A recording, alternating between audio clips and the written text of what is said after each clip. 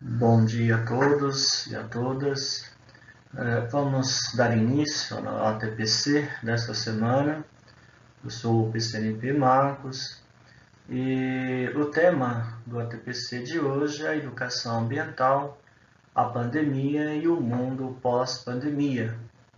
A educação ambiental ela é um direito coletivo, né? Faz parte daquelas dimensões dos direitos coletivos, ter um meio ambiente saudável. A educação ambiental, assim como a educação em direitos humanos, ela deveria estar mais presente nos currículos dos sistemas de ensino de todo o país. E pensando um pouco, né, sobre a educação ambiental, então como que nós estamos cuidando desse ambiente, né? Da Terra, do planeta Terra, né, que é a nossa casa.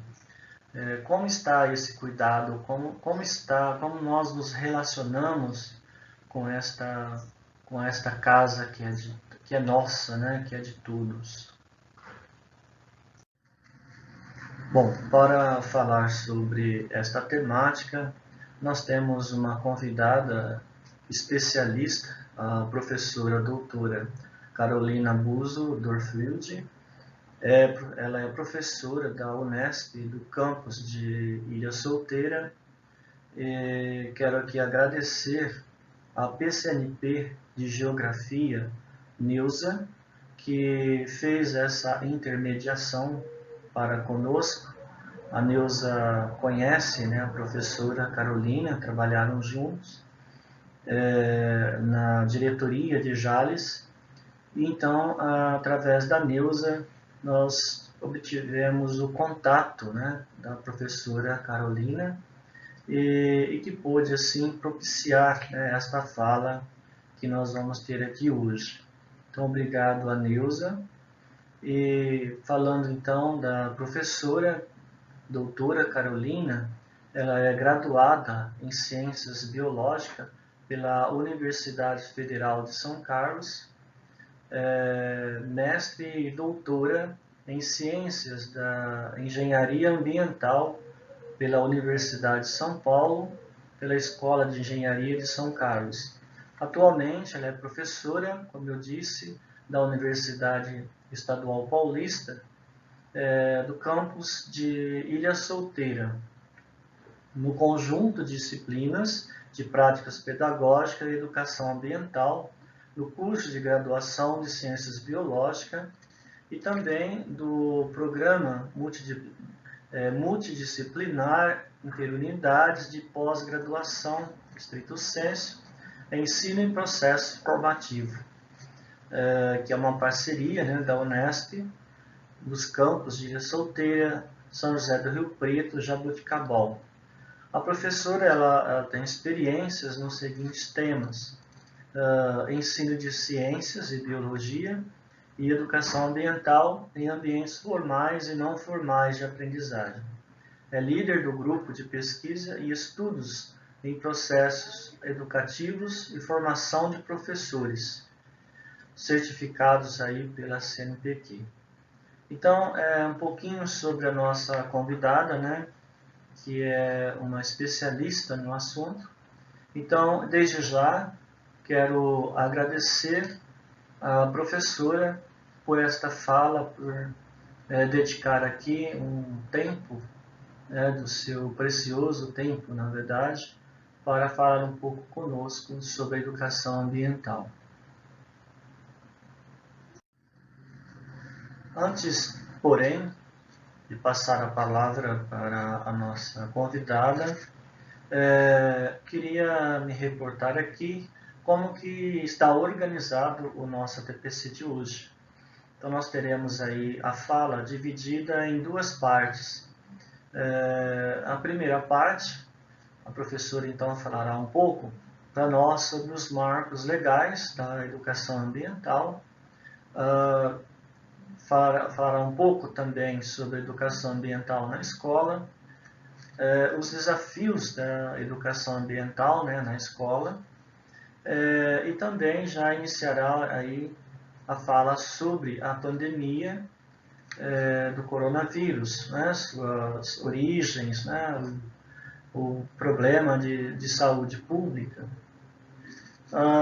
Então faremos na sequência um intervalo de 5 minutos e a segunda parte em que a professora então retratará um pouco a respeito da pandemia e o pós-pandemia, né? nossos hábitos, aquilo que nos traz, né, a felicidade, as nossas relações, né, as relações com a educação ambiental, as adaptações que nós deveríamos estar fazendo hoje, questão do consumismo que isso traz nesse período, né, pós-pandemia, quais as dimensões aí para as nossas mudanças, né, e as metodologias de ensino para a educação ambiental.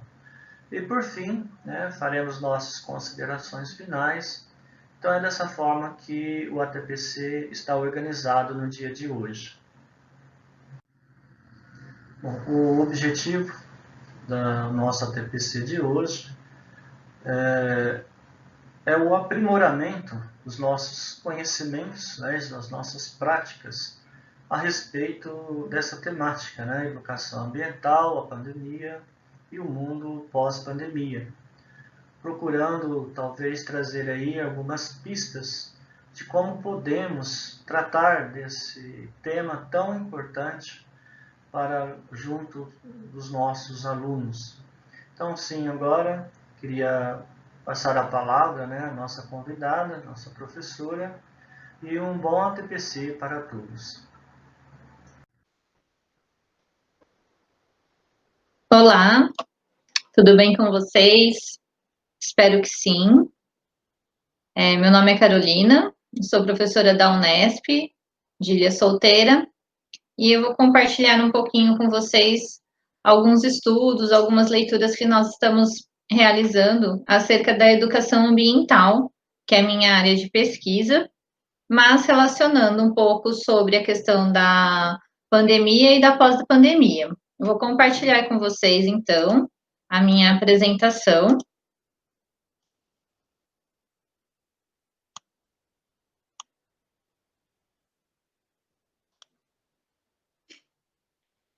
Como eu disse, eu trabalho na Unesp de Ilha Solteira e pertenço a um grupo de pesquisa que se chama Grupo de Pesquisa em Processos Educativos e Formação de Professores.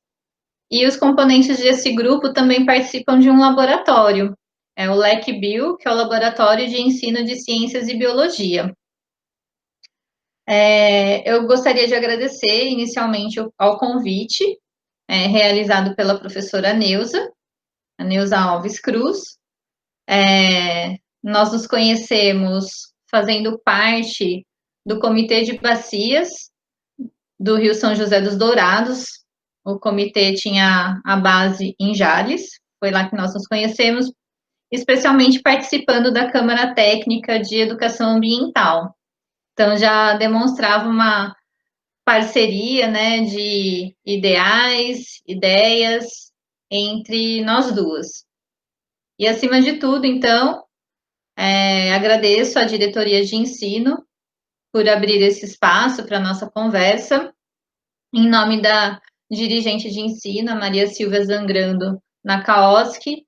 Já agradeço a todos que estiverem envolvidos com esta palestra.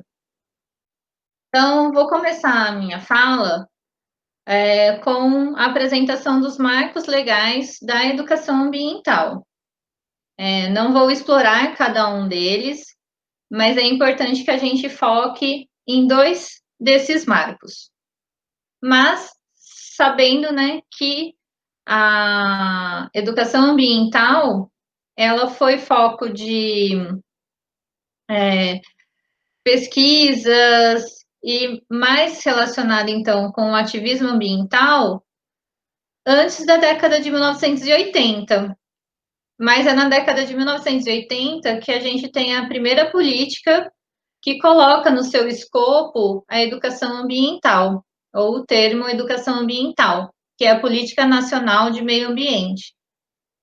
Depois da Política Nacional de Meio Ambiente, nós tivemos mais dois documentos oficiais, que é nossa Constituição Federal de 1988 e as Diretrizes e Bases da Educação Nacional de 1996, em que nesses textos aparecem de alguma forma a importância de se educar para as questões ambientais, de se educar em relação à natureza, mas é somente em 1999 que nós temos no Brasil o lançamento da Política Nacional de Educação Ambiental, que nós chamamos de PNEA.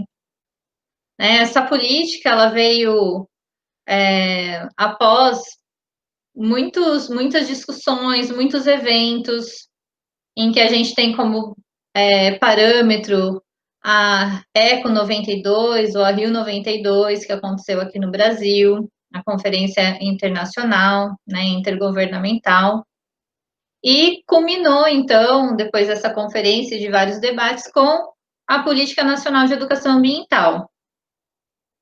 E ela foi, então, colocada em vigor depois de 2 anos, que foi em 2002, quando, então, houve o decreto que regulamenta a Política Nacional de Educação Ambiental.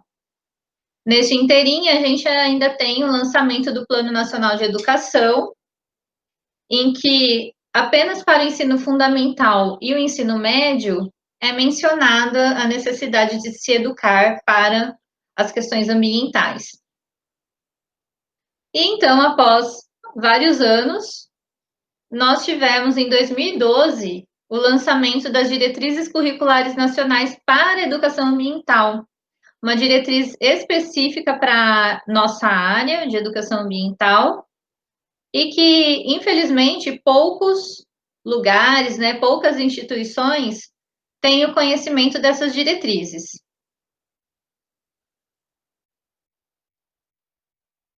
Uma primeira definição para a educação ambiental, que eu retirei, então, da Política Nacional de Educação Ambiental, é a seguinte, está lá no seu artigo 1º.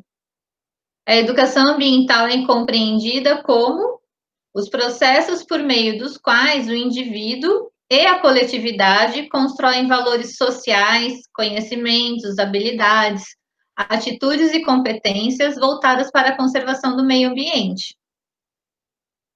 A partir dessa política, a gente foi desenvolvendo as pesquisas, novos debates foram acontecendo, novas situações políticas e econômicas aconteceram no Brasil e no mundo. Nós amadurecemos a área de educação ambiental. E daí, numa oportunidade que tivemos, na elaboração das diretrizes curriculares, nós conseguimos reformular um pouco esse conceito da educação ambiental, deixando um pouco mais crítico, um pouco mais coletivo. Então, nesse documento, a DCN da educação ambiental, o artigo 2º, ele traz que a educação ambiental é uma dimensão da educação. É a atividade intencional da prática social que deve imprimir ao desenvolvimento individual um caráter social em sua relação com a natureza e com os outros seres humanos, visando potencializar essa atividade humana com a finalidade de torná-la plena de prática social e de ética ambiental. Então, a gente percebe um avanço na definição do que seria educação ambiental. Para a Política Nacional de Educação Ambiental, a gente tem uma educação ambiental muito pragmática, focada no indivíduo, nas suas atitudes, nos seus comportamentos. É aquela questão, que a gente trabalha de fecha a torneira, tome banho rápido, jogue o lixo na lixeira. E parece que as responsabilidades, que estão presentes na política nacional de 99 estavam relacionadas com o indivíduo. E, na verdade, nós conseguimos um avanço porque a gente colocou uma forma de entender a educação ambiental que é de responsabilidade da coletividade. Então, é uma prática social e que ela tem que ser pensada com as suas características políticas, econômicas, sociais, individuais, também está inclusa, né? Mas ela não é a única forma de tratarmos, não é a única e nem a melhor forma de tratarmos os problemas ambientais. Outra questão relacionada às diretrizes curriculares é que fica muito claro a questão política, econômica, social no artigo 5º, em que se refere à educação ambiental como não é uma atividade neutra, pois envolve valores, interesses, visões de mundo e, desse modo, deve assumir na prática educativa, de forma articulada e interdependente, as suas dimensões política e pedagógica. Então, quando me perguntam, Carol, eu gostaria de desenvolver uma atividade de educação ambiental, mas não queria entrar muito nessa questão política, econômica, porque a gente está com tantas coisas acontecendo, né? Eu queria alguma coisa mais leve. Mas, infelizmente, as questões ambientais, elas são questões que devem ser tratadas no coletivo, né? E quando a gente fala de coletivo, a gente não tem como deixar de falar sobre questões políticas, de políticas públicas, muito diferente da gente falar de partidos, de pessoas, de políticos, mas sim falar em políticas públicas, o que tem funcionado, o que não tem, como o nosso mundo funciona, como funciona a globalização, o capitalismo. A gente não tem como trabalhar com educação ambiental sem entrar nesses aspectos. E o que dizem sobre a EA na escola esses dois documentos? Então, a Política Nacional de Educação Ambiental, ela apresenta o documento no seu documento informações sobre o caráter formal e não formal da educação ambiental. No caráter formal, ela vai desde a educação básica, ensino superior, educação especial, profissional e também a EJA. Ela diz que a educação ambiental não deve ser implementada como disciplina específica, como presente no currículo como disciplina específica. Ela diz também que a dimensão ambiental deve constar dos currículos de formação de professores de todas as áreas.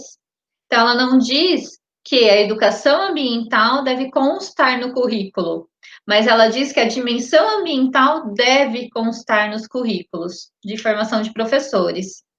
E a gente sabe que nem todos os currículos que são propostos pelos nossos órgãos, né, que regulamentam as licenciaturas, tem esse olhar. Então, a física, onde que a área ambiental entra, a história, a geografia, a química, a matemática, o português. Então, todas as áreas deveriam ter a dimensão ambiental contemplada na formação inicial. Então eu não tenho a formação inicial. O que a política diz sobre a formação continuada? Então, ele diz que os professores em atividade devem receber formação complementar em suas áreas de atuação. Então, isso deveria estar garantido porque está na lei, mas nem sempre o que está na lei é o que está realmente acontecendo no concreto, na escola. E o que nós temos, então, relacionado às diretrizes curriculares nacionais, né, para a educação ambiental? Eu selecionei 2 artigos referentes à questão da escola. Então, o artigo 8º, a educação ambiental, respeitando a autonomia da dinâmica escolar e acadêmica, deve ser desenvolvida como uma prática educativa integrada e interdisciplinar. Então, ela traz também o conceito da interdisciplinaridade, que a política já trazia, mas como uma prática educativa integrada. Então, reforçando a questão da preferência por não existir uma disciplina específica para lidar com a educação ambiental na escola. E o artigo 17, que fala um pouquinho sobre as responsabilidades. Então, considerando os saberes, os valores da sustentabilidade, a diversidade, o planejamento curricular e a gestão da instituição de ensino devem contribuir para a revisão de práticas escolares fragmentadas, buscando construir outras práticas que considerem a interferência do meio ambiente e do ambiente na qualidade de vida das sociedades humanas. Então, o que a gente pode exemplificar? Que a gente pode trabalhar com projetos interdisciplinares e pensar que, para além das disciplinas, que são as mais convencionais de trabalhar com esses temas, que seria a geografia e a biologia, ou as ciências do ensino fundamental, que a gente precisa buscar espaços nesse ambiente escolar para além da grade curricular, né, para que seja desenvolvida, então, de maneira interdisciplinar. Quando a gente fala sobre práticas escolares fragmentadas, eu gosto muito de um exemplo que acontece nas escolas, que eu já participei, que são as comemorações, né, as datas comemorativas. Então, a gente pode participar e pode elaborar a comemoração para o Dia da Água, o Dia da Árvore, o Dia do Planeta Terra, o Dia do Solo. São datas que podem ser lembradas, mas elas não devem ser lembradas apenas nesses momentos em que acontece no calendário. Então, deve haver uma programação para quando chegar nessa data, os alunos já estarem articulados, os professores articulados. Posteriormente a essa data, alguns temas que poderiam ter continuidade. Então, são essas práticas que são denominadas fragmentadas que não dão a questão da continuidade da educação ambiental, desde a educação básica até o ensino superior, se for o caso. É só um exemplo, tá? No entanto, desenvolver ações de educação ambiental em perspectiva crítica e transformadora, conforme preconizado pela PNEA, não é tarefa fácil e não existe um manual nem um passo a passo a ser seguido. Com isso, a PNEA se implementa de diferentes formas, tornando-se uma política com alto potencial de discricionariedade, uma vez que não há consenso sobre seus conceitos e ela se desenha de acordo com as percepções, os objetivos e as habilidades da pessoa, ou da instituição, ou do grupo que vai implementá-la. Então, vocês devem ter visto várias atividades de educação ambiental, com vários olhares, vários enfoques, e isso faz parte dessa polissemia, né, dessa heterogeneidade existente no campo da educação ambiental, né? Vai depender muito de quem vai elaborar a atividade ou o projeto, qual que é a formação dessa pessoa, se é uma instituição como uma ONG, ela vai ter uma característica diferente, se é uma instituição como uma empresa, ela vai ter uma visão também diferenciada. Vai deixar de ser uma atividade de educação ambiental? Não. Mas o que a gente busca é que seja uma educação ambiental numa perspectiva crítica. Este é o meu olhar, certo? A gente vai ter processos e projetos de educação ambiental que têm uma característica mais conservadora, mais conservacionista, mas o que eu acho que pode funcionar melhor seria trabalhar numa perspectiva crítica, e isso mexe na forma como a gente também trabalha os nossos conteúdos em sala de aula. Para trazer um pouquinho sobre essas tendências da educação ambiental, existem vários artigos que falam sobre isso, e a educação ambiental já foi separada em muitas tendências, e eu trouxe as mais características, que seriam a conservacionista, que é uma prática educativa voltada para a preservação da natureza. Então, por exemplo, em unidades de conservação, esse tipo de atividades, né, com uma visão mais conservacionista, é a que mais é utilizada, por conta do formato que se institui nessa unidade de conservação. Um parque, uma floresta nacional. Então, aquela instituição tem essa finalidade. A gente também pode ter uma macro tendência que chama-se de pragmática. Essa tendência, que aparece um pouquinho mais evidente na apneia, ela foca nas ações individuais e comportamentais no âmbito doméstico e privado.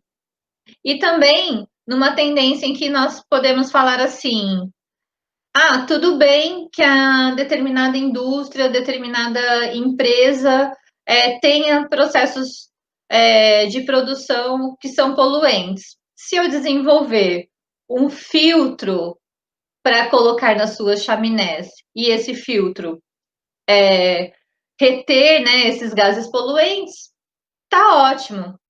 E na verdade não é que está ótimo, né? É uma visão, uma forma de olhar, de organizar o pensamento da educação ambiental como se eu conseguisse resolver com técnicas, com tecnologia. E daí nós passamos então para uma visão mais crítica, que vai contrapor então as tendências mais conservadoras. Na visão crítica, a gente vai colocar da seguinte forma, esse exemplo das chaminés das indústrias. Mas por que essa indústria está instalada nesse local? Mas por que ela está produzindo determinado produto? Será que não dá para ser uma produção diferenciada? Será que precisamos de tanto? Então, são os porquês que a gente trabalha nos projetos para colocar os alunos com questões problematizadoras, para que eles aprendam a pensar sobre os problemas ambientais, não só tentando resolver com técnicas e tecnologias. E alguns desafios da educação ambiental na escola seria o próprio desconhecimento e, por vezes, a desvalorização por parte da população, algumas negligências por parte dos governantes. Então, a gente tem a política, tem as diretrizes, mas isso não chega a ser efetivado, e muitas limitações referentes ao próprio trabalho realizado pelos professores, em decorrência de diversas atribuições que são impostas a todos nós, né? A todos nós professores, todos nós profissionais da educação. Então, a gente tem uma série de atividades, uma série de ações que são mais burocráticas e que, às vezes, isso nos impede de fazer uma atividade como um projeto extra-classe, participar de um clube, ou participar, como eu disse, né, que eu e a Neuza participamos de um comitê de bacias. Quantos de nós temos oportunidade de ter um tempo para fazer essa participação? Né? Então, é muito complicada essa atuação do professor, tanto dentro como fora da escola, devido às muitas atribuições que nós temos. Ainda temos uma definição para a educação ambiental crítica, que é aquela em que eu acredito. Ela tem como principais objetivos a formação de cidadãos críticos no que se remete a uma sociedade sustentável, capaz de observar tanto locais quanto globais as atitudes econômicas, políticas e sociais. E, de acordo com Tozoni Reis e Campos, que são duas pesquisadoras da Unesp, está diretamente relacionada com a necessidade de ser reestruturada no âmbito do processo formativo de professores. Né? Quer dizer, nós precisamos, na formação inicial, de trazer essa questão da educação ambiental crítica para os currículos e também durante o nosso processo formativo, que nós, profissionais da educação, nunca podemos parar de estudar e nos formar, né, e melhorar a nossa prática, a gente tem que trazer também as questões da educação ambiental crítica como um ponto a ser discutido. E percebam que não está relacionado com o desenvolvimento sustentável, né? Mas como uma sociedade sustentável. Esse é um outro tópico que poderíamos até discutir num outro momento, mas a diferença, né, existente entre a palavra desenvolvimento sustentável e uma sociedade sustentável. No momento, nós estamos em plena pandemia, né? Então, eu trouxe um breve histórico aqui que todos vocês estão cansados de saber, mas eu achei que, como a palestra é sobre educação ambiental e a pandemia, que eu deveria trazer também algumas informações para a gente relembrar. Então, quando tudo começou, foi lá em 31 de dezembro de 2019, lá na cidade de Wuhan, onde se identificou uma nova cepa, né, do coronavírus que não havia sido identificada antes nos seres humanos. Em 7 de janeiro, as autoridades chinesas confirmaram que havia sido identificado um novo tipo de coronavírus. E a gente sabe que o vírus não veio de um laboratório, ele trata-se de uma zoonose. Então, o que são zoonoses? São doenças que os animais possuem e que, num determinado momento, elas podem sofrer algumas modificações que elas escolhem um outro hospedeiro. E nesse caso, a gente chama de transbordamento, no caso dos vírus. Né? Então, zoonoses são doenças que antes eram exclusivas de animais não humanos, que por conta do transbordamento acabaram se tornando doenças também humanas. Mas esse transbordamento ele não acontece por um acaso, ele tem algumas regrinhas para acontecer, que eu vou falar no próximo slide. E daí nós temos a confirmação de que o coronavírus é proveniente do morcego e do pangolim, que foi esse animal que todos nós descobrimos, né, a partir da doença, então, que ele começou a transmitir. No caso da pandemia, né, em 30 de janeiro, a OMS declara emergência de saúde pública de importância internacional, e em 4 de fevereiro acontece no Brasil que o país então declara emergência em saúde pública de importância nacional, em decorrência da infecção humana pelo novo coronavírus. No site do governo federal tem uma página onde existe um quadro com todas as portarias, leis, regulamentações que envolveram a Covid.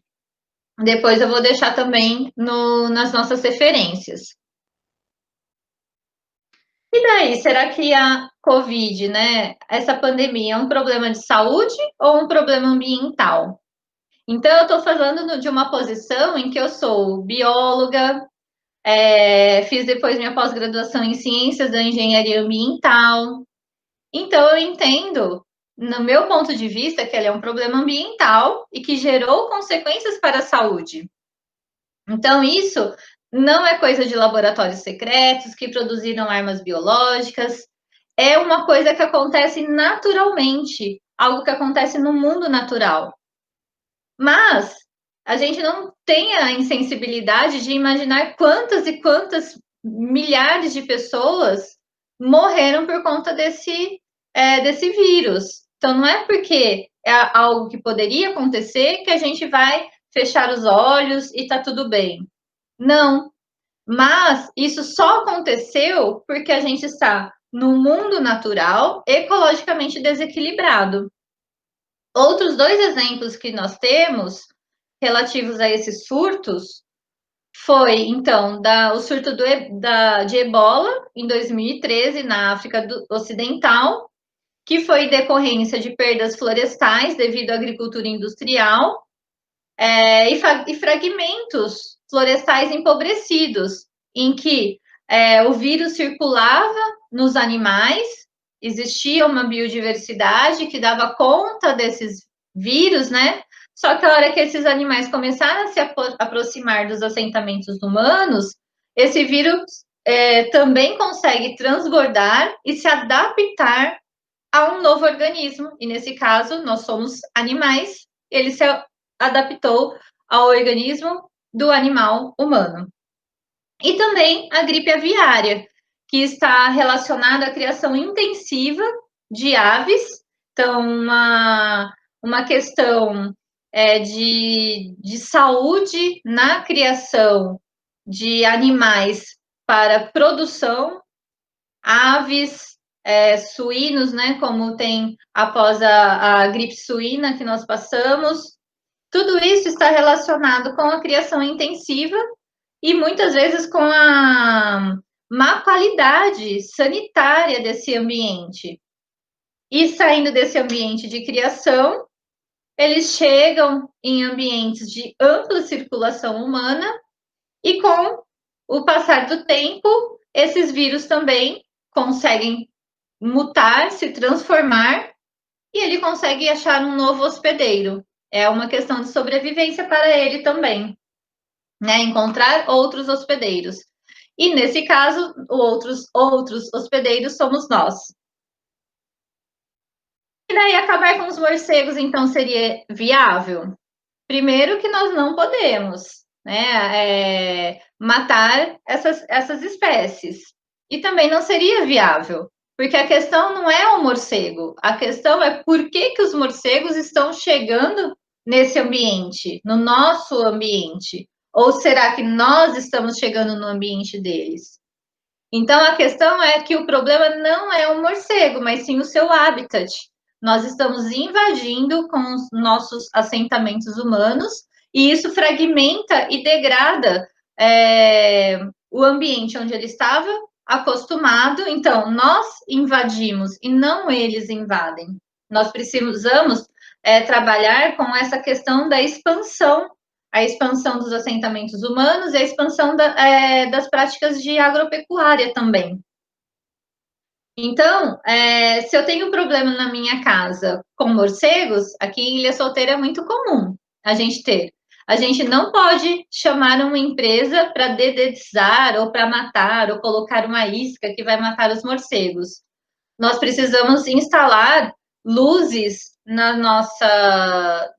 nossas casas para que eles não se apropriem com os seus ninhos ou venham aqui para descansar. A gente não pode fazer uma interferência. Então, isso também não vai acontecer na natureza, né? Eles são animais que cumprem um papel valioso numa questão de dispersão de sementes, controle de insetos, controle de outros vetores.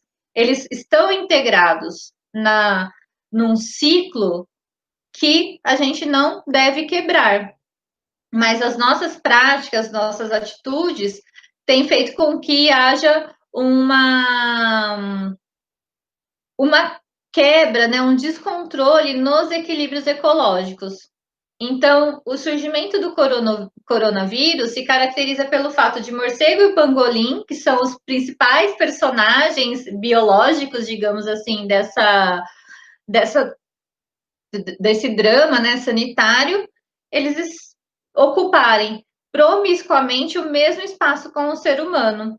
Então, se a gente imaginar as condições sanitárias que estava naquele mercado, com outras espécies ainda silvestres, ocupando o mesmo espaço, em situações ruins, com mercadorias vivas, sofrendo estresse, a gente também tem que pensar que a gente provocou essa conjuntura, esses fatores que foi ideal para que houvesse um transbordamento de um vírus.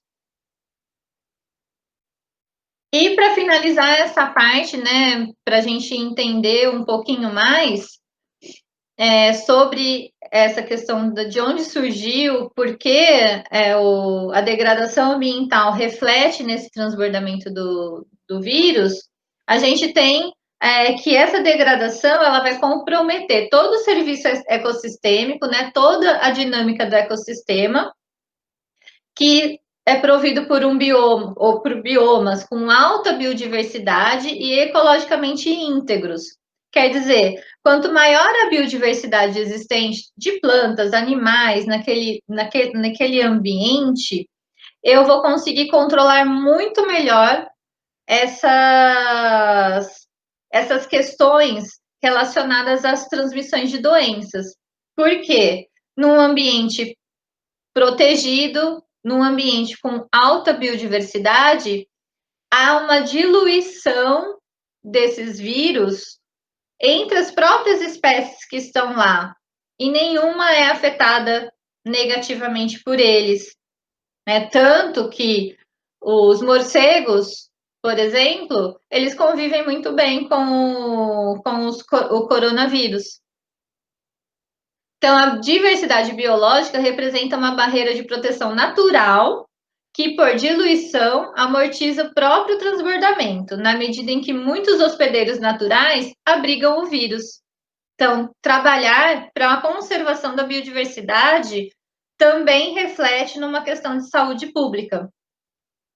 E os especialistas, eles não se perguntavam se poderia acontecer alguma pandemia, que poderia ser muito ameaçadora, mas sim quando ela aconteceria. Então, alguns estudos já relacionavam degradação ambiental com pandemias virais, principalmente por conta dessa nossa proximidade com o maior número de animais e a falta de habitat e de biodiversidade para que esses vírus fiquem diluídos.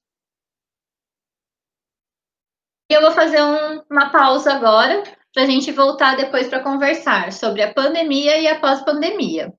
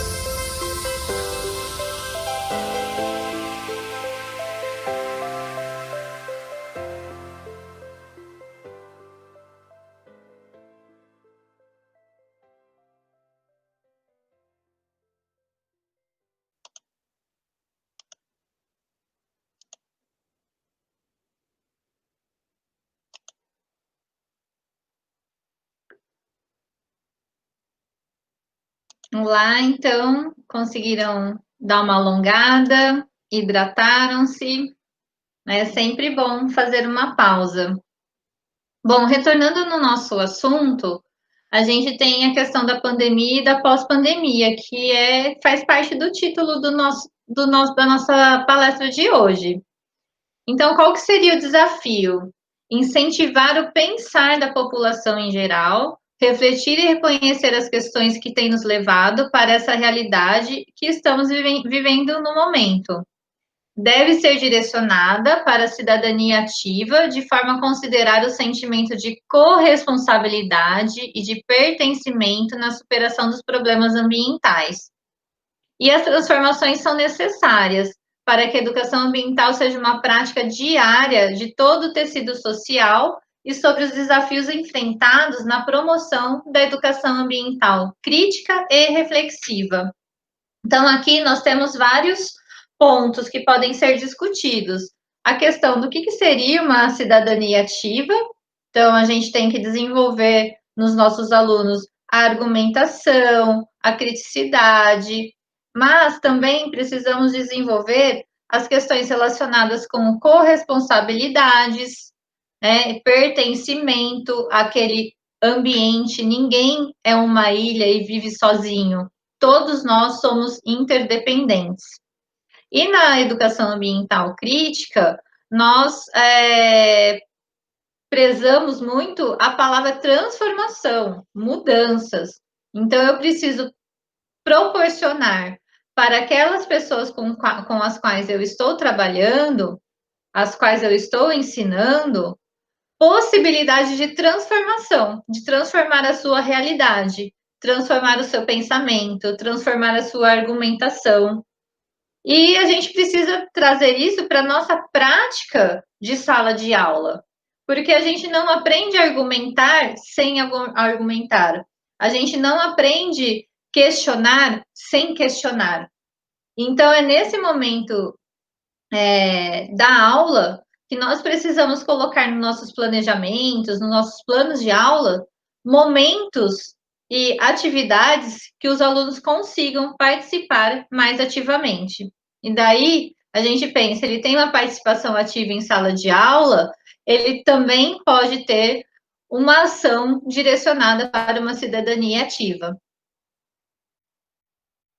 A gente vai ter que repensar muitas coisas. A gente vai repensar nossos hábitos, os usos dos recursos naturais, nossos hábitos de consumo de bens e serviços, a alimentação, vestuário, os itens supérfluos que a gente gosta às vezes de ter, aquele agradinho para os filhos, para os parentes, para os amigos, que a gente sempre gosta de fazer. Mas o que significa isso na nossa vida? Ou o que isso significa quando a gente transforma esse consumo em algo como o consumismo? Se a gente extrapola um nível de consumo que seria tolerável, importante, porque todos nós temos que nos alimentar, todos nós temos que ter vestimentas, todos nós temos que ter um lazer, um conforto, todos nós queremos agradar os nossos filhos, nossos parentes, nossos amigos, mas de que forma nós estamos fazendo isso? Então, isso é algo que a gente já estava pensando, algumas pessoas já estavam nesse movimento, né, de repensar, mas que talvez ficou mais evidente nesse momento. Eu acabei assistindo algumas palestras do Karnal, do Cortella. Em alguns momentos eles parecem otimistas, outros nem tanto, em relação às mudanças que as pessoas vão levar para um período pós-pandemia, depois que nós tivermos um controle sobre a doença. Será que essas mudanças vão continuar ou não? É algo que se tem questionado muito, mas eu acho que é algo que a gente não vai ter uma resposta. A gente só vai ter uma resposta vivendo. A gente não tem como prever. A gente pode falar, algumas pessoas irão mudar, outras não vão mudar. A gente precisa parar e repensar para aquilo que é simples. para aquilo que nos traz felicidade, para aquilo que não, às vezes não custa nada em termos financeiros, mas nos traz muita felicidade. Às vezes a gente fica ali ruminando sobre o que eu quero conquistar, e geralmente esse o que eu quero conquistar, ele está nos remetendo a alguma coisa que eu quero comprar. E daí a gente para pensar o que nos faz realmente feliz. E eu falo sobre felicidade e educação ambiental, porque a gente precisa ter uma identidade com aquilo que nós vamos ensinar aos nossos alunos, ou fazer com nossos alunos, ou fazer para a nossa escola. E a educação ambiental, ela tem esse movimento que a gente precisa buscar coisas simples que nos façam felizes.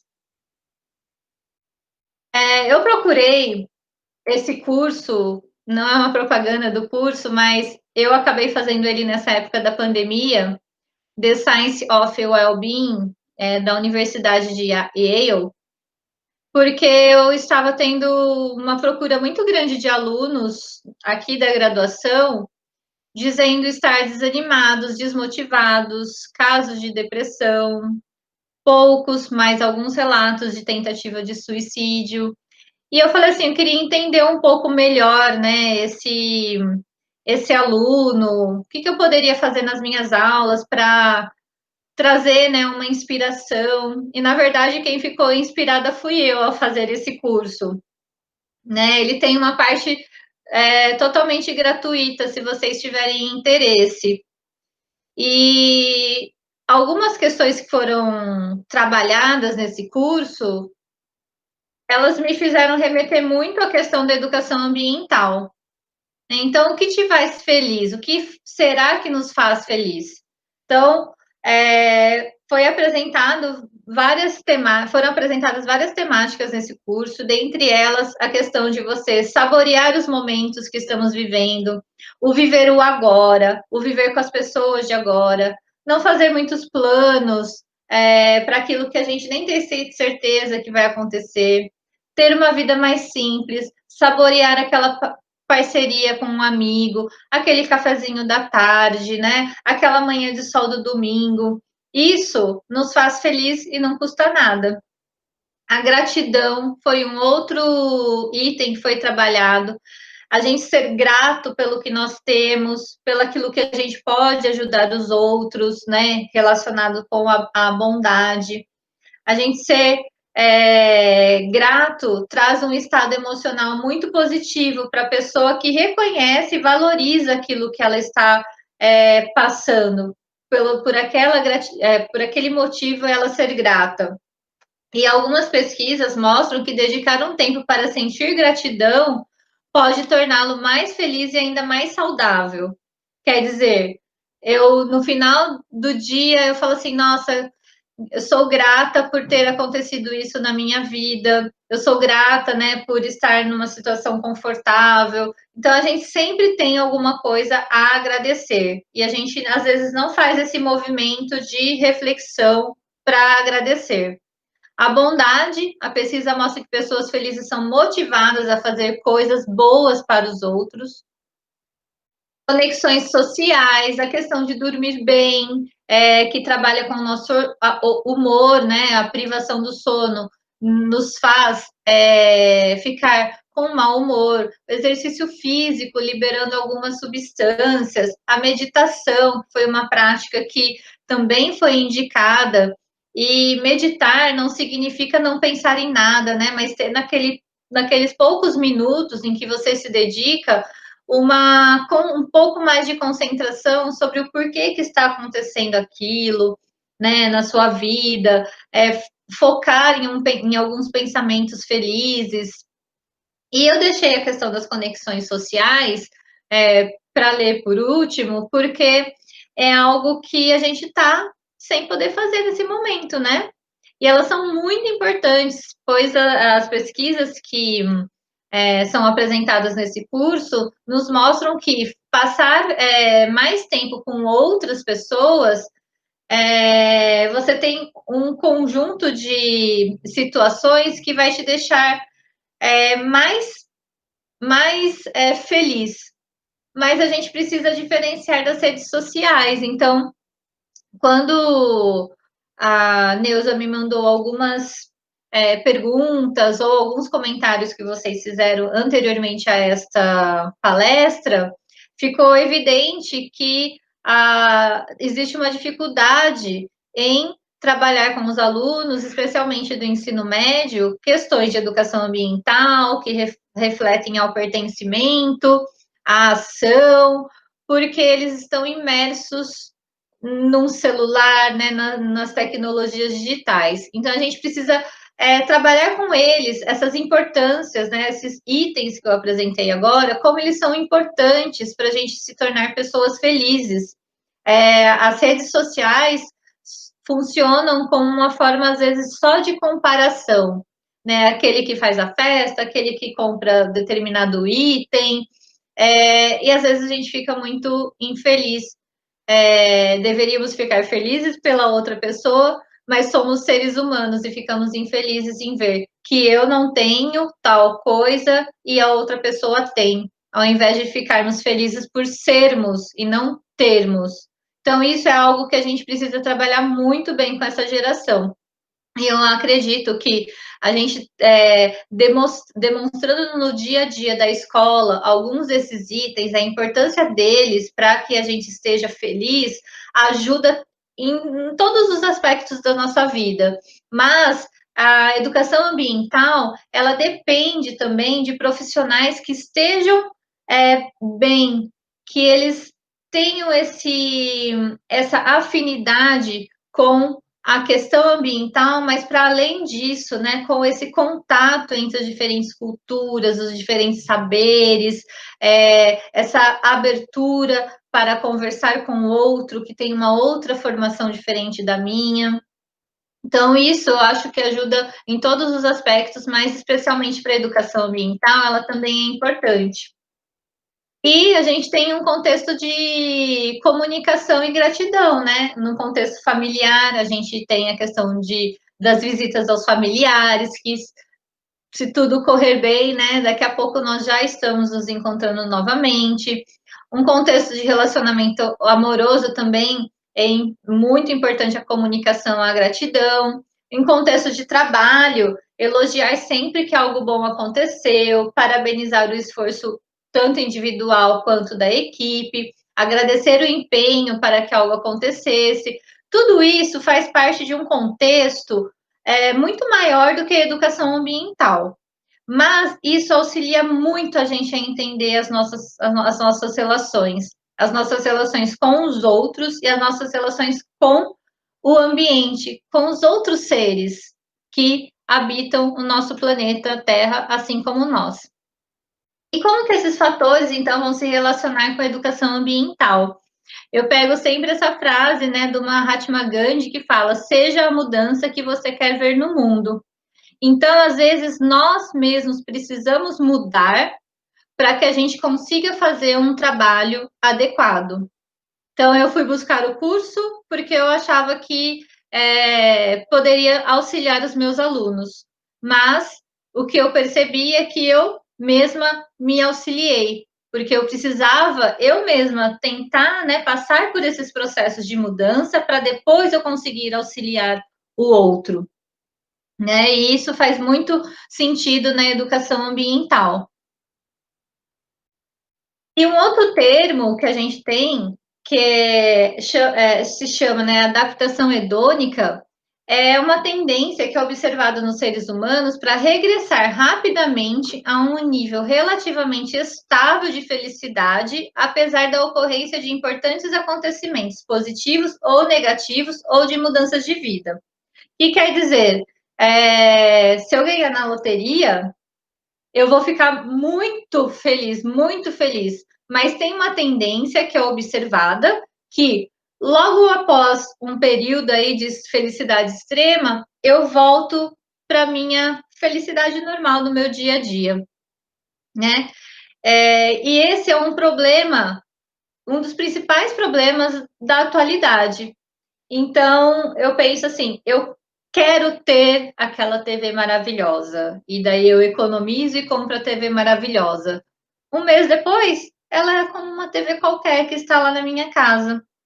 Essa questão da adaptação hedônica, essa tendência, né, que é observada da gente ter uma felicidade extrema quando a gente consegue algo e isso regressar a um nível relativamente estável de felicidade depois, ela nos leva a consumir muito mais e a gente precisa ter controle sobre isso. Então, essa adaptação, ela nos leva a consumir, ao consumismo. E por que estamos consumindo em excesso? Por vários motivos, né? É uma doença, assim, o consumismo multifatorial, emocional, principalmente. E ele acarreta dois temas também bastante polêmicos, que é a questão da publicidade. A publicidade, ela é o segundo maior orçamento mundial, fica só atrás da indústria de armamentos. E uma outra questão é a obsolescência programada. Existe um documentário que tem exatamente esse nome, Obsolescência Programada. E ele trata do ciclo de vida de uma impressora. Então, essa impressora, ela já vem programada de fábrica para imprimir um certo número de páginas. E a partir daí, ela não funciona mais, não importa o que os técnicos façam, aquilo lá não vai funcionar mais. E isso tem acontecido com diversos equipamentos eletrônicos. Existem programações, itens que são colocados nos nossos celulares, no nosso notebook, nas nossas TVs, que com o passar do tempo, ela não vai funcionar mais. Aquele item pequenininho você já não consegue mais trocar e você tem que deixar de lado todo um aparato, né, de peças de metais, peças de plástico, de vidro e comprar um equipamento novo. E isso a gente está passando por esse processo e a gente a partir disso que não depende de nós nesse momento, mas depende das indústrias, das empresas que trabalham dessa forma inadequada para que a gente consuma a todo momento, também é configurada num modelo de trabalho escravo ou semi-escravo, e esses equipamentos, eles, como está dizendo aqui, né, eles vão se tornar obsoletos. Então, além do produto estar sendo descartado mais rapidamente, a gente ainda tem que passar por esse processo de estar verificando o custo do trabalhador, né? Quem está produzindo aquele equipamento que é tão barato dessa forma? A gente precisa começar a questionar isso. A partir de uma palestra do professor Marcos Sorrentino, ele é da Exalc, da USP, lá de Piracicaba, ele trouxe 4 dimensões que precisam acontecer, né, para que essas mudanças que nós estamos falando aconteçam. A dimensão 1, que é aquela imediata, é que a gente precisa desenvolver a capacidade de nos indignarmos com as coisas que estão acontecendo atualmente, com todas as desigualdades, a criminalidade, não achar que morreu mais uma pessoa, tudo bem, que o crime lá no Rio de Janeiro é assim mesmo, que o crime na outra cidade é assim mesmo. Então, a gente não pode deixar que isso se torne uma coisa normal para a gente. O objetivo, então, de desenvolver a criticidade e habilidades que nos permitam modificar os padrões que nos foram impostos. E a EA realizada e as políticas públicas que a apoiam conseguem promover a inclusão radical da diversidade?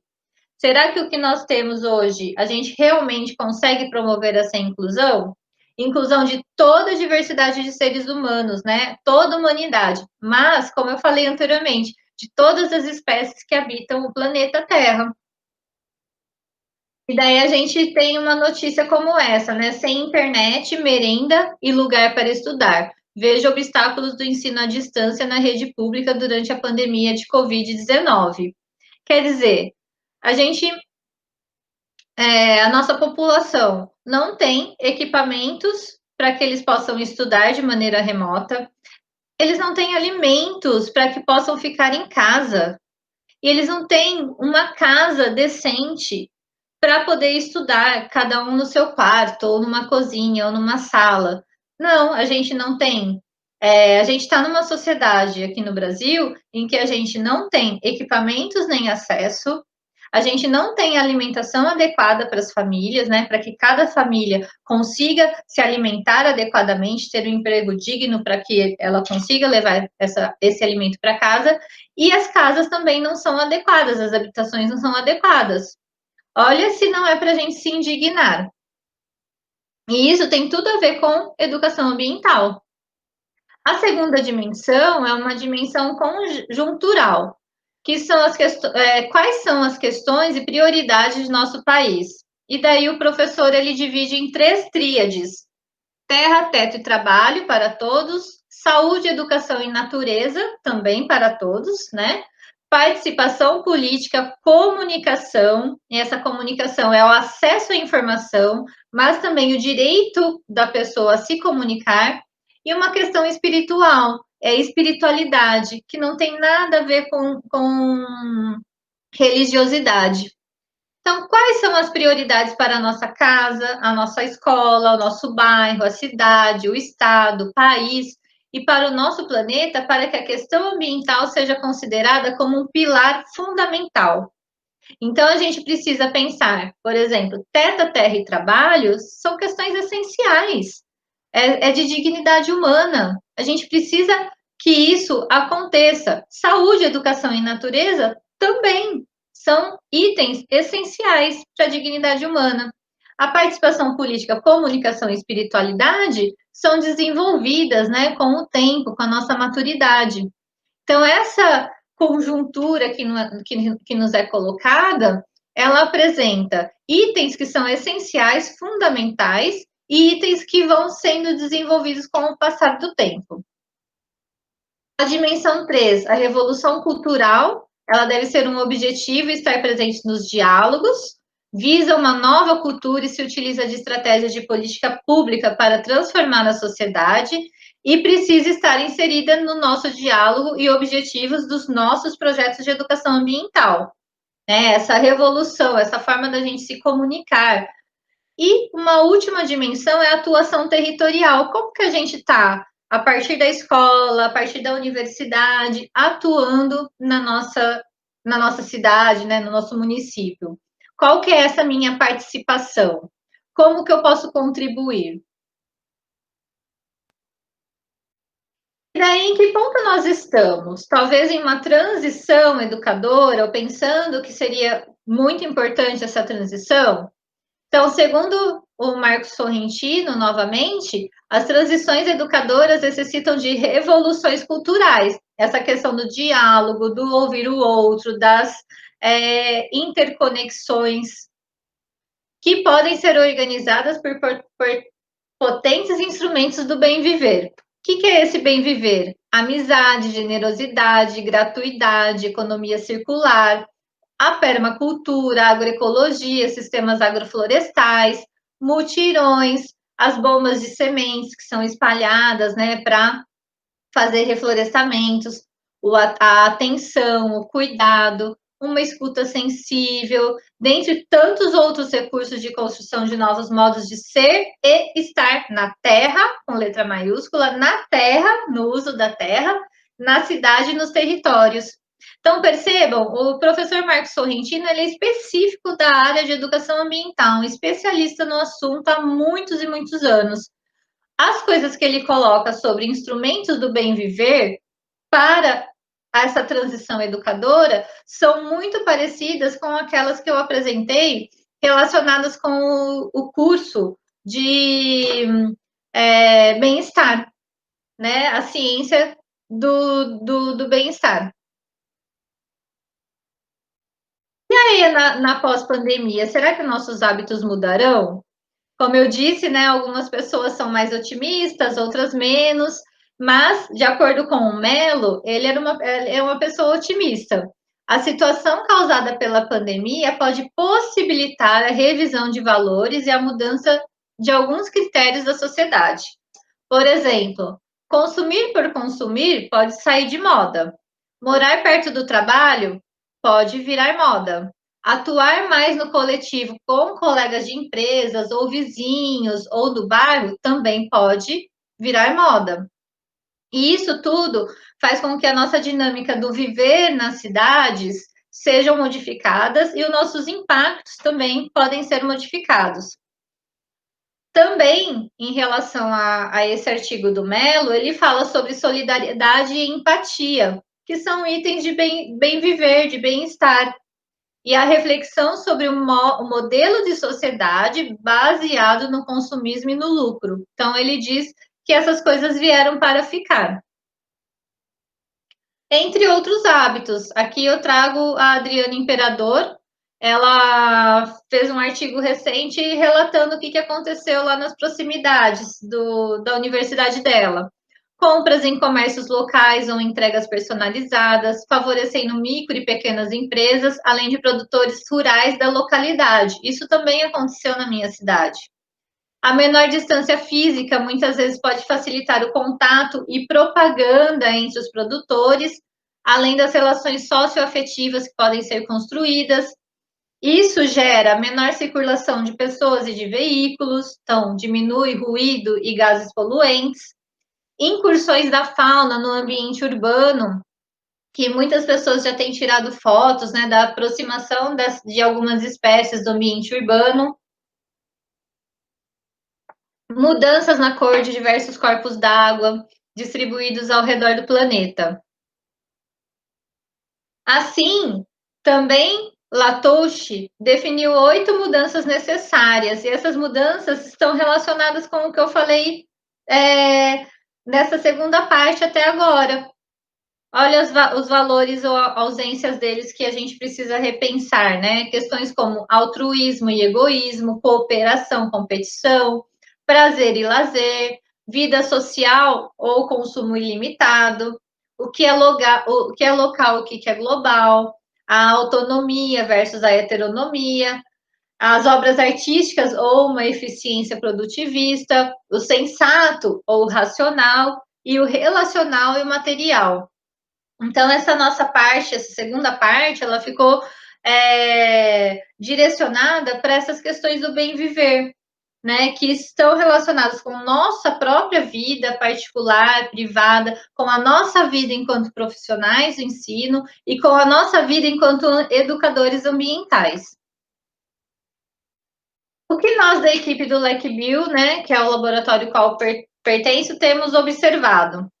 Que metodologias de ensino críticas auxiliam na prática pedagógica para a educação ambiental crítica. Então, nós temos investido em algumas sequências didáticas que utilizam metodologia da mediação dialética, que é da professora Maria Elisa Arnone, né? Ela elaborou um material para essa metodologia. Ela é da Unesp de São José do Rio Preto, baseado em vários autores, dentre eles Dermeval Saviani, com a pedagogia histórico-crítica. Essa metodologia ela é composta por 4 etapas: resgatar os conhecimentos prévios dos alunos, problematizar essa situação, sistematizar o conhecimento propriamente dito e fazer com que o aluno produza alguma síntese desse material todo que foi trabalhado nessa sequência didática. E algo muito parecido, né, que também tem essa questão da pedagogia crítica e apoiado em Paulo Freire, são os 3 momentos pedagógicos do Demétrio Delizoikov.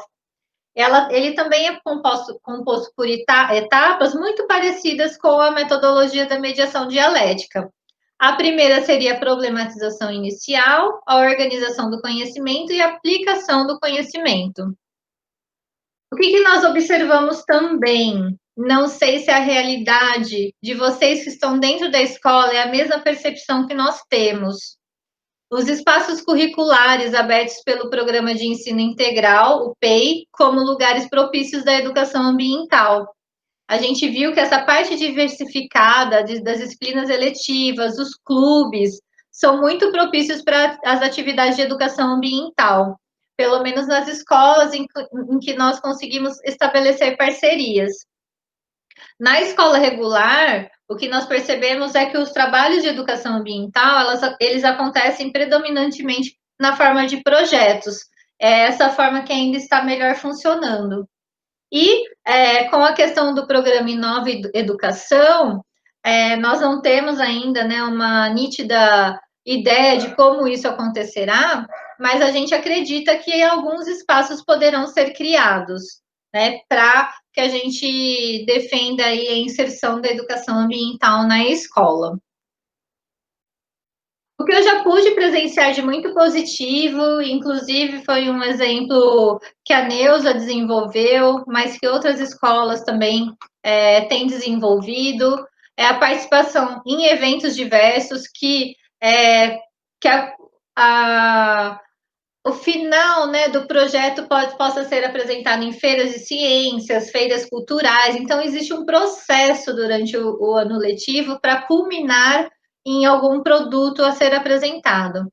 A participação na Conferência Nacional Infanto-Juvenil pelo Meio Ambiente, que é uma conferência que acontece a cada 3 anos, também muito importante, como parte da construção da Agenda 21 na escola, participação local, regional e nacional, né, que pode ser proporcionado, complementando com as questões relacionadas à Agenda 2030 e temáticas atraentes e interdisciplinares, que eu vou citar apenas algumas por conta da nossa limitação de tempo. Então, um dos assuntos poderiam ser tratados os Objetivos do Desenvolvimento Sustentável, que foi proposto pela ONU. Então, a gente tinha os Objetivos do Desenvolvimento do Milênio, que aconteceu entre 2000 e 2015, e agora a gente tem os Objetivos do Desenvolvimento Sustentável de 2015 a 2030. Então, a gente tem essa agenda com várias metas a serem cumpridas e que pode estimular o pensamento do grupo das escolas de vocês a prestarem atenção a um deles ou a alguns deles. É um assunto que eu acho muito interessante para trabalhar a questão do consumo e consumismo, explicitar a questão da análise do ciclo de vida do produto. Então, desde a extração dos recursos naturais, o processamento, a fabricação, a distribuição até chegar nos supermercados, nas lojas, o seu uso e o seu descarte. Como isso acontece? Então, isso é um ciclo que a gente pode fazer para diversos materiais do nosso dia a dia e traz essa informação aos alunos de quanto que é importante a gente pensar. Quando eu estou usando o material, ele tem toda uma história anterior, que tem muitas etapas até ele chegar a ser uma caneca. E que depois, se eu quebrar algum item dessa minha caneca, eu vou ter que descartar essa caneca. E onde eu vou descartar? De que forma eu vou fazer isso? Então, é muito interessante também a gente pensar sobre o ciclo de vida do produto e os impactos. E um outro item que é muito interessante, que pode ter esse aspecto, né, da interdisciplinaridade, é a questão da água virtual, ou da água que não vemos, né, essa água invisível, que é a água que existe nos nossos processos produtivos de qualquer tipo de material, alguns mais, outros menos, mas que a gente precisaria, então, observar. Se a gente está falando sobre consumo de água, a gente não está só falando em lavar a calçada, em beber água, a gente está falando em processos produtivos, em agropecuária, em itens, né, que a gente precisa de resfriamentos nas metalurgias. Então, essa água invisível, ela também tem uma função muito importante, né, para a gente entender a importância da gente consumir com mais consciência. O uso da música, nós temos muitas músicas com viés relacionado às questões ambientais. Nesse artigo do Araújo, ele coloca que, além de significar um importante atrativo por conta de ser algo que nós precisamos no nosso isolamento, né? Esse momento, quase todo mundo gosta de música, né? E existem muitos gêneros e tipos de música, existem várias delas que têm esse viés ambiental. Então, essa música que ali ao deleite sensorial a possibilidade de compreensão das relações de poder estabelecidas no âmbito da disputa entre crescimento econômico e conservação ambiental, no sentido de indicar algumas músicas para que os alunos façam a interpretação das mesmas. E, por fim, o isolamento social trouxe arranjos emergenciais que despertaram a cooperação e solidariedade. Essas são as falas da Adriana Imperador novamente, representada pelas diversas ações organizadas e desenvolvidas pela própria comunidade. Essas ações foram essenciais para a redução dos impactos da pandemia em diversas comunidades vulneráveis do país. O retorno ao cotidiano de trabalho e estudo presencial pós-isolamento social trará diversos desafios, como o incremento do crescimento econômico, a redução da desigualdade social, a geração de emprego e renda, e a proposta de uma educação mais inclusiva em todos os aspectos. Assim, compartilho com ela esse desafio, né? O grande desafio da educação ambiental no momento pós-pandemia é colaborar com essa nova realidade e contribuir com a construção de uma sociedade mais justa e solidária, valorizando os recursos naturais, a ciência, muito importante, ciência, alfabetização científica e a conservação da natureza. Então, esses textos de 2020 foram escritos numa edição especial da revista Revista Brasileira de Educação Ambiental. E eu deixei os links para vocês. Aqui estão as nossas referências, a revista que eu acabei de citar. E muito obrigado pela atenção, muito obrigada novamente pelo convite. Espero ter colaborado com algumas reflexões e me coloco totalmente à disposição, né, pelo meu e-mail, ou se não, a Neuza tem todos os meus contatos. Muito obrigada mesmo. Um abraço a todos, fiquem bem. Até mais. Tchau, tchau. Muito bem. Então, já finalizando o nosso TPC de hoje, após esta brilhante fala da professora Carolina sobre essa temática, a educação ambiental, a pandemia, pós-pandemia, espero que possa ajudá-los nos vossos trabalhos aí junto aos seus alunos sobre essa temática. Então, quero agradecer mais uma vez então, a professora doutora Carolina. Muito obrigado, professora, por se disponibilizar e vir aqui falar um pouquinho conosco sobre este assunto tão importante para as nossas disciplinas e para o currículo de um modo geral.